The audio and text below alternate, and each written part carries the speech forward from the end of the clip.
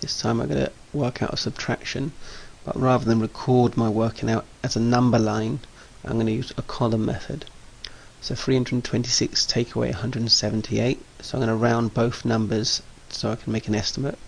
I'm going to round them both to the nearest 100.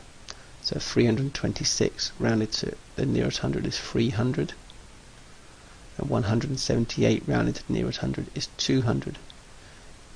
And depending on how confident you are, it might be that you decide you're going to round it to the nearest 10 instead, which makes your estimate much more accurate. So 300 take away 200 is 100. Okay, I'm now going to lay out my columns of 326 take away 178. So just like before, where I worked my way up from the smaller number to the larger number, I'm going to do the same, but I'm going to record it slightly differently. So from 178 to get to 326, so first of all I'm going to round up to the nearest 10. So the nearest 10 to 178 is 180. To do that, I've had to add 2. The next step now, from 180, I'm going to get to the nearest 100, so I'm going to jump up to 200 is the next 100.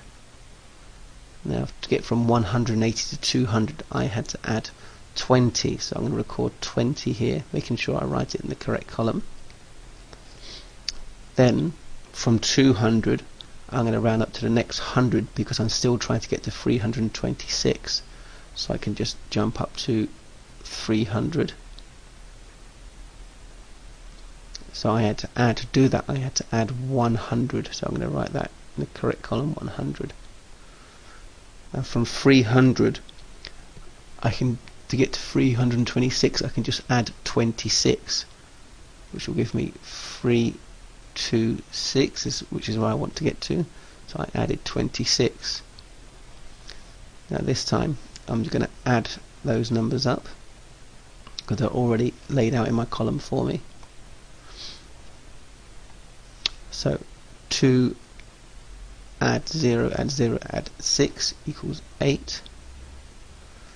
2 tens add 2 tens is 4 tens. 100 add nothing else is 100. So my answer is 148. So you can see this time it's exactly the same as my number line method, but rather than lay it out in a line, I've used a column, and I've just made my jumps here at the sides.